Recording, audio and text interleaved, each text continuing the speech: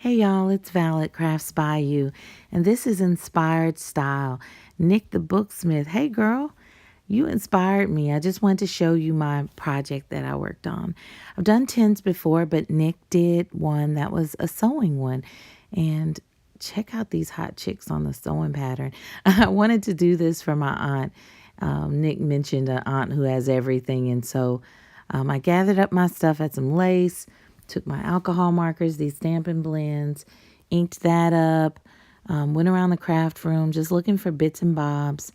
I got started and then decided, you know what, let me show you guys what I'm doing. Kind of do this process video. So it's a little bit longer, but grab some tea, grab something to drink, sit back, enjoy, or listen to me in the background while you go around your room looking for little things to add to an altar tin. This particular one, this tin blank, I got this one in like a little kit. I think Michael's had it on clearance a while back, and they probably still have some, but just took the blank. And of course you can grunge up your own tin. I'll put links below to Nik's video and also to products, but Nik kind of shows you or talks about that a little bit more. But hey, if you just take this one, I wanted one that was kind of new and old, and so I thought I can leave the tin itself and just add older components. And so I had this pattern and went to a bookstore that, or not a bookstore, oh my goodness, scrapbooking store that was closing, but because the owner, she did so many other projects, she had this box full of patterns. I mean, really old ones and fun ones, and it was just awesome to go through those. But I had so many, I figured, okay, it's time to do something. And when I saw Nik's video and she started talking about like the aunt who has everything, and I thought I've got a few of those, and this aunt in particular is just so awesome, such a wonderful seamstress, and can make anything. So I thought, hey, this will be a nice little thing for her. So what I showed you there was just some fuse fringe, and I took it and actually fused it to just an old piece of plastic laying around, cut it down to size, and I'm showing you a Stampin' Blend again because I use that to just kind of ink up the back of it, because it really is like a plastic that you're working with, not paper. So glued that down. And this was just a piece of cardstock that I'd cut out and cornered and glued some pattern paper to, literal pattern paper. But then I decided, okay, get my doily out, get my little bits here. The doily is really nice because if you use it for just say a card or something, one side is whisper white, one side is very vanilla. So you can kind of change, it can go both ways. And in this instance, I just said, hey, I'm going to take it and ink it up a little bit more. So Nik had done this little version of a clipboard. And I got this little piece. It's so funny how stuff works out because the pattern was just kind of starting to fall apart. And this was a little piece that fell off of it. And I thought, oh man, how perfect is this little piece to slap on there?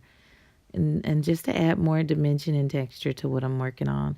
That's what I love about this stuff, especially miniature type things. They're always just like intricate and interesting and fun. And I know my aunt will like it. So I'm excited to send it to her.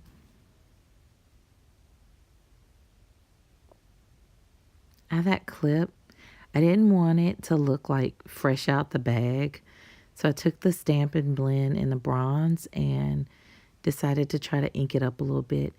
And I know that because I didn't, rough up the surface with a file or something like that, that it wasn't going to, make a huge impact. But it did kind of take the shininess off of it, right? It just added a little texture to that.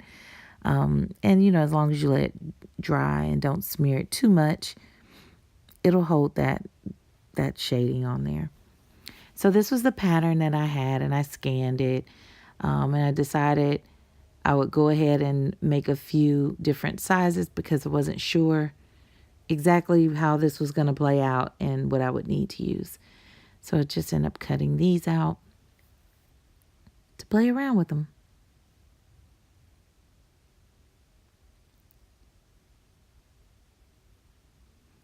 Why is everything tiny so cute? I don't know. It's just so tiny and precious. And distressing. You know, I wonder who invented distressing the edges of paper. I mean, I know it wasn't Tim Holtz. I mean, we use this stuff, but I'm just saying. I don't know who did, but I don't think it's a technique that's ever going to go away. Just because it makes such a huge impact between inked edges and not. In fact, a lot of times when I'm looking at work I'm doing, I'm like, what's wrong with this? Oh, it needs to be inked on the edges. So I'm just looking for a way to get it in there. Man, I hate that I covered up that presser foot on the pattern paper, but I mean, it is tiny, so you're only going to see so much. But yeah, that's cool, that presser foot. Anyhow, grab some Tombow. I do end up using a few different types of glue. But I don't know, Tombow has that thin tip and then it has the wider one, and so I really enjoy that because it just allows me with one fell swoop to kind of get in corners or, you know, spread glue further out if I need to. And hey, who doesn't want something to be a little bit easier? Oh my goodness, you know what? Check this out. So I'm like just tearing this paper off and trying to fit it into this side for the background. And as I do that, I totally end up realizing that that little giblet there, it says couture. And I'm thinking, oh my goodness, this is such an awesome find. I take some more glue. That's that Beacon 3-in-1. I swear it must be the same as Fabri-Tac because seriously, they look exactly the same. They smell the same. They work the same. They just have different names. And sometimes one is cheaper than the other. So I don't know half the time what I'm using. It's like just grabbing what's around me. So there's that lace again. It was just so white and stark. And I just thought using the alcohol marker to give it some color was working out well. And I like these little blush tones, neutrals and corals. Yep, there's when I realized how awesome of a piece that was. I didn't know what to do with it though, so just stuck it to the side.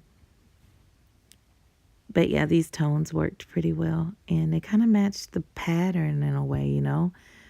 So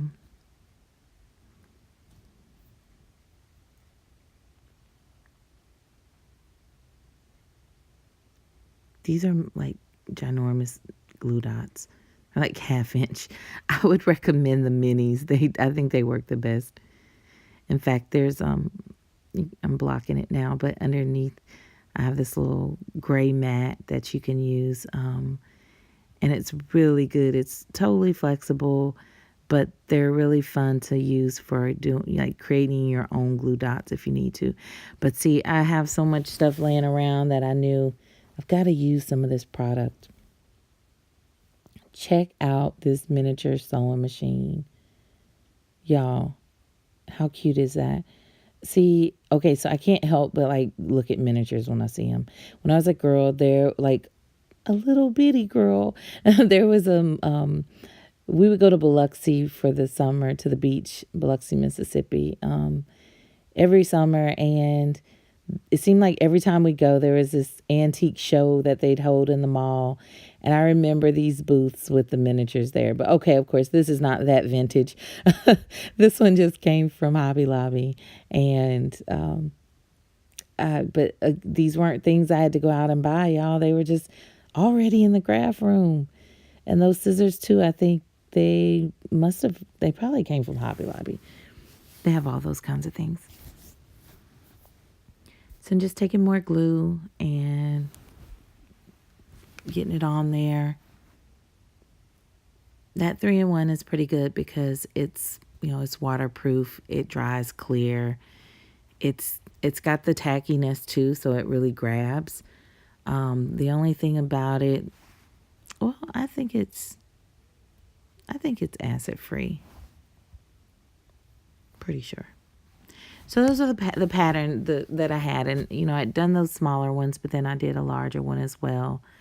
When I scanned it, it just lost the vibrancy, and I'm thinking this is an old vintage pattern. You can see the aging on the paper, but it lost the vibrancy, and so I decided I would take the blends and I copied it onto a smooth paper. But even though this is an ivory blend, it really just kind of boosts everybody's tan, so I used it.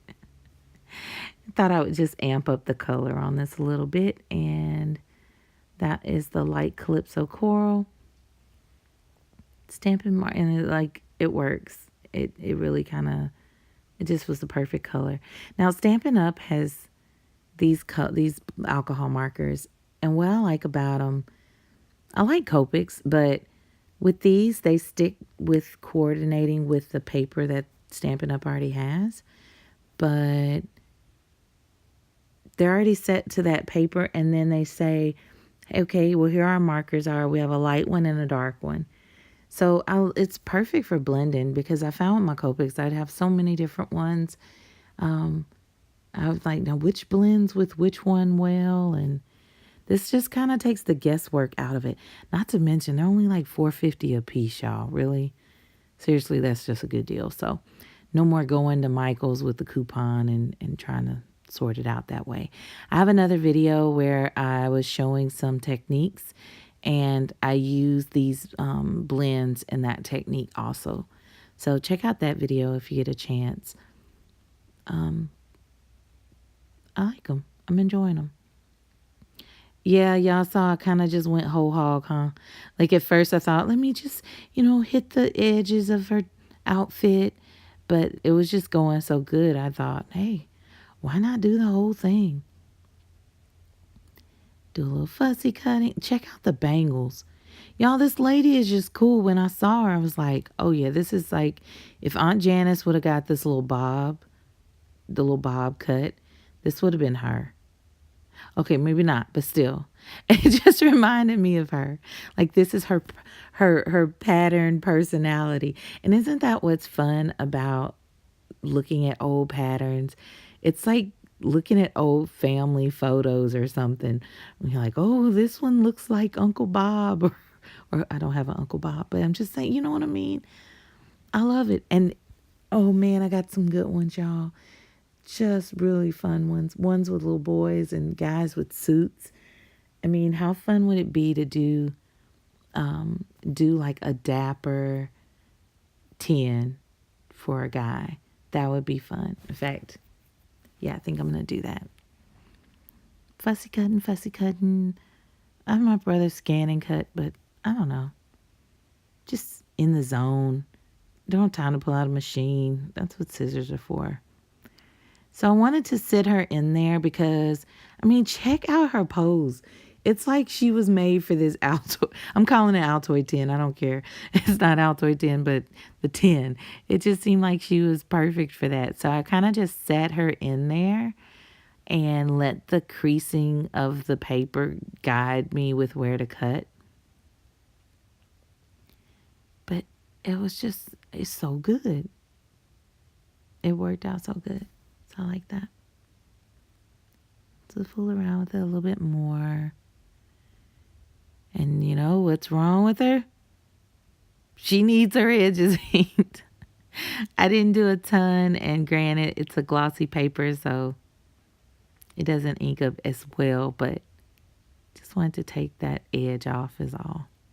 A little bit. And let her still pop. So, of course, that's why I still had to put the other little baby version of the pattern on the other side. So there was a point of reference, like, where's this random chick coming from sitting up in my Altoid 10? No, she's off the little pattern. And so there are some of the the bits that I had around. And what a fun way to use up the little pieces you have. Like sometimes too, I think we use up something and it's like, oh, I've got this little extra bit, this fringe or this ribbon or this paper that I really like, and I just don't want to throw it away. But then it just sits like crammed somewhere up in something. So even if you made these for yourself, that would be a fun little interesting collection to have. Like some of your favorite things now actually used up for a project. So I took that little piercing tool just so that I could bring the lace to the front edge, or the trim to the edge there, and try to adjust it while the glue is setting. And then I go and do this. Like, what? Oh man, it's like smushed down all the work you just did. It just was so, fresh and creamy. I needed it to have a little age to it, so that's what I did it for. I don't know. I want to go sit in there myself now. The lace and the fringe is just like a little cute, cozy space to sit and chill. And so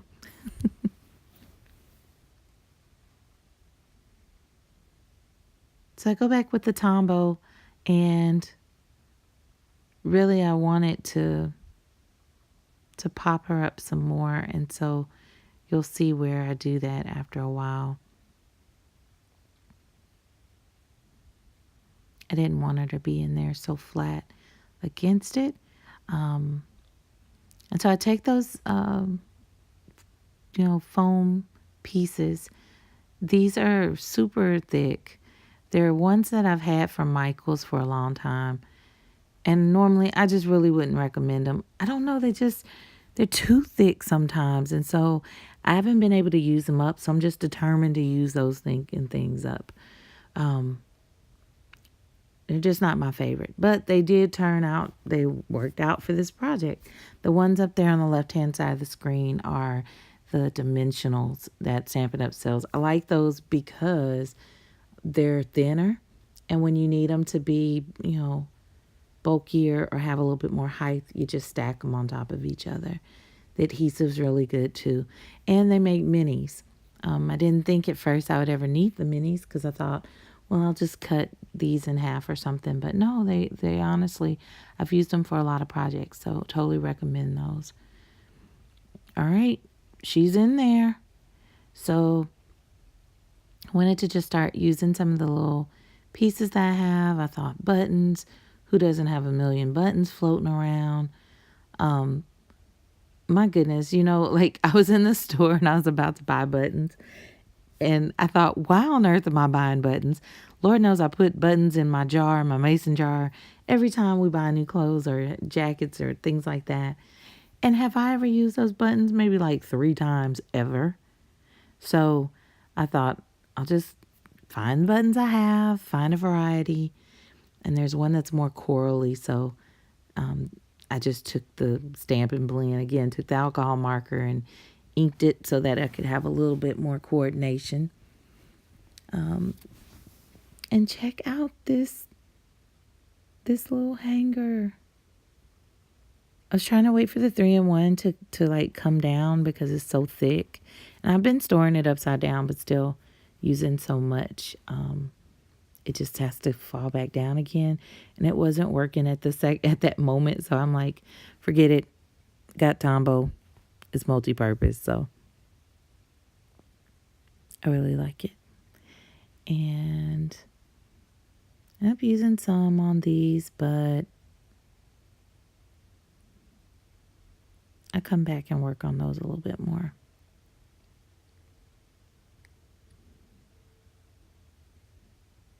Look at me dropping stuff. This is real life crafting, y'all.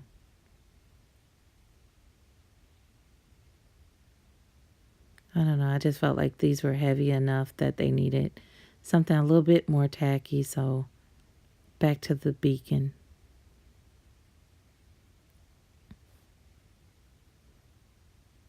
What are you guys' favorite glues? Do you have like some that you're just super loyal to?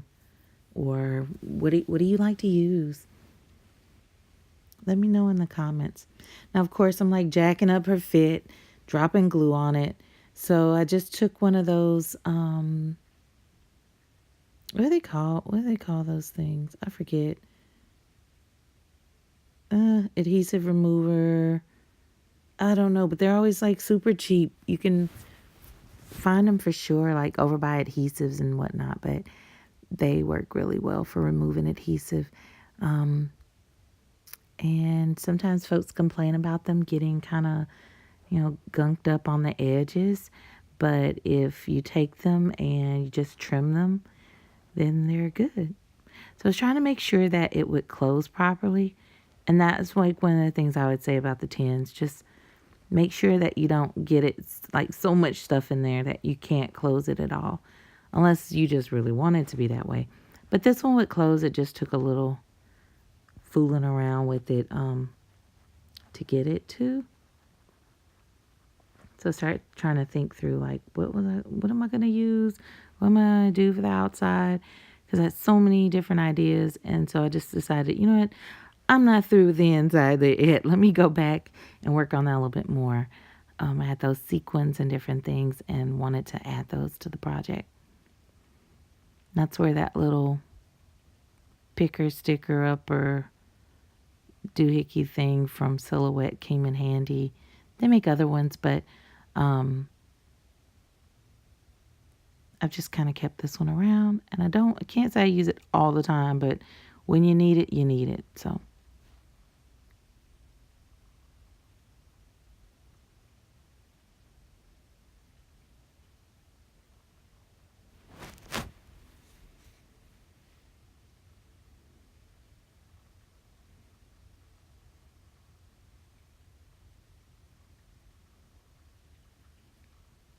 at this point, I just started thinking about my aunt and embellishing things, and I think this must be like a family disease, just wanting to craft.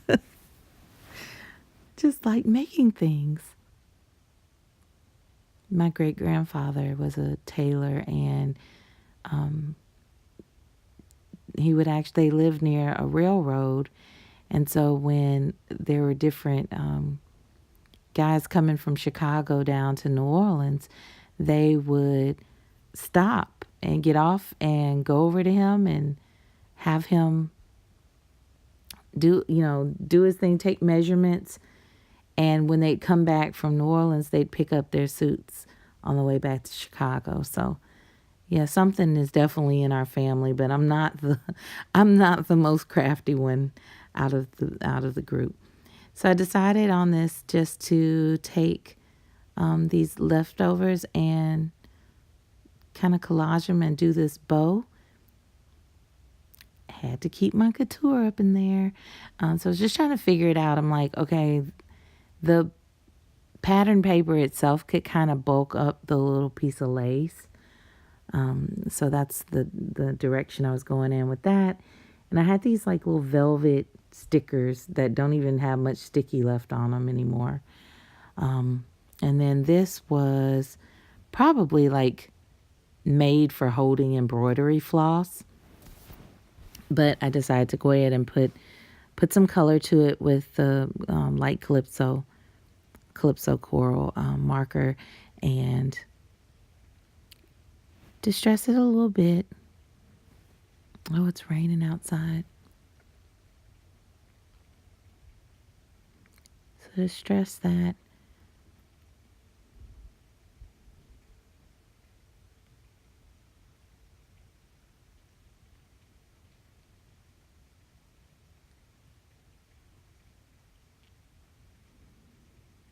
And there's that thread from Stampin' Up. It's a silver. Then it's not, I don't, I wonder if I could sew with it. I'm guessing I could now that I'm looking at it. But I just figured, hey, put some thread on this.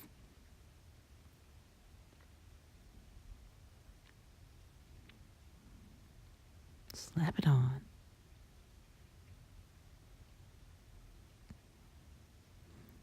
And a little bit behind it, my aunt used to have her pinking shears.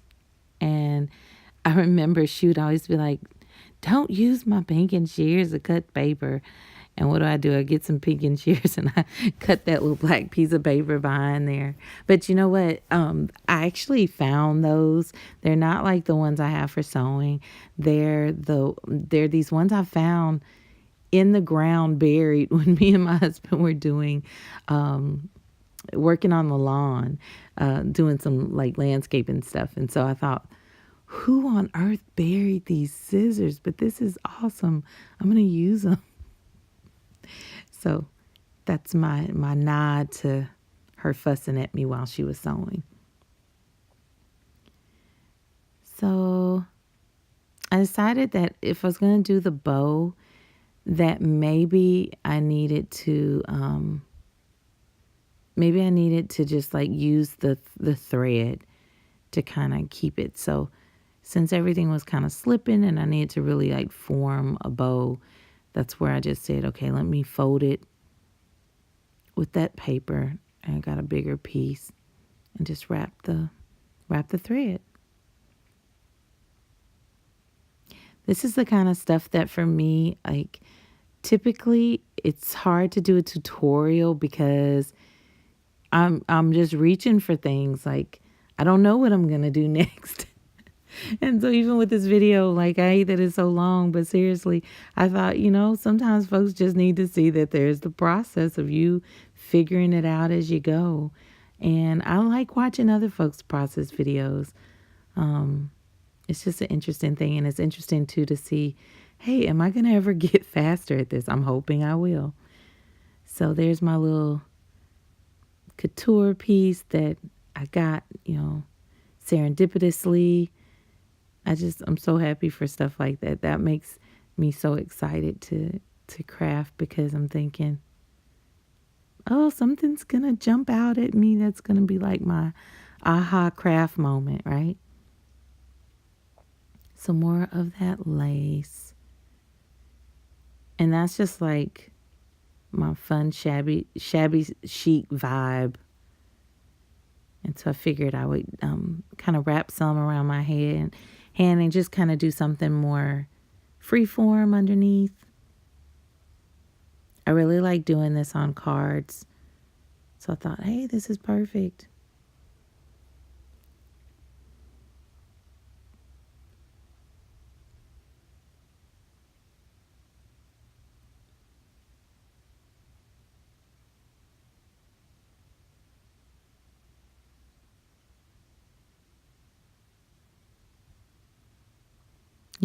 It's so funny because if folks came to the craft room, I'm sure they're going to like end up pulling out all sorts of things that I would have never even thought to have used. And it's probably like all right there staring me in the face. I definitely would love to come and like raid Nik's craft room. Nik, let me in. I want to see what you got in there that you're not showing us. But Nik has such a fun style. Oh my goodness. If you're one of my subscribers and you haven't seen her videos, go check her out, subscribe. She comes up with the funniest stuff and then she's hilarious. In fact, Nik, I think like what is so funny with this project is you remind me of my aunt. Like it's just, you're the person, like you just want to hang out and talk and laugh. And that's what I get when I watch your videos. So I'm pretty sure you're not watching my video this deep in. But for everybody else, that's how I really feel about her, okay? Just saying. And so I thought it was appropriate for my Aunt Janice for me to do a project like this. So this is wrapping it up. We're in the home stretch, y'all. I wanted to just leave that space on the left so I could add these stickers and just personalize it a bit. And you can tell like underneath those stickers, even though they're stuck on that paper, you can see where the adhesive has like aged. They're probably vintage stick. Okay, they're not vintage, but That's why you got to use your stash because stuff just gets old. So I just take it.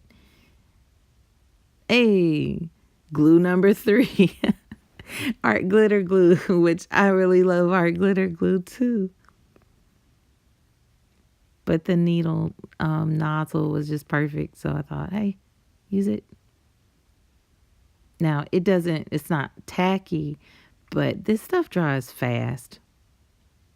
And you use it on cards, you better be booking it because you get it down. You got like a minute to figure it, like not even a minute. You got like a few seconds to figure out it's what you really want to do, right? And back to the tacky stuff.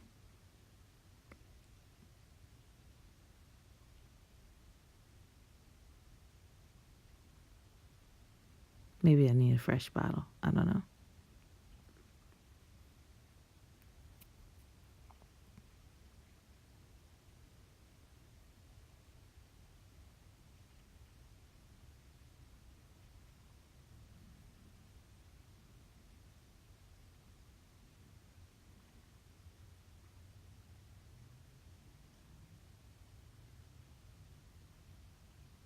Well, y'all, if you at all got this far, if you fast forwarded either way, I'm super excited that you took some time to check out my video. This was fun to make. I mean, it's definitely a step up from a card. I really love doing 3D projects, and thank you, Nik. Thank you, girl. I appreciate you helping me get focused, get moving in the right direction. So you guys, thanks so much. Definitely I'll have shorter videos. Go check out my others, but I really enjoyed making this, and I hope you guys make one. Please share what you make with me. I'm at Crafts by You on Instagram. Send me pictures or let me know where I can go check your work out, and I'd love to post some of those on my blog. Go check out craftsbyyou.com, and thanks for watching.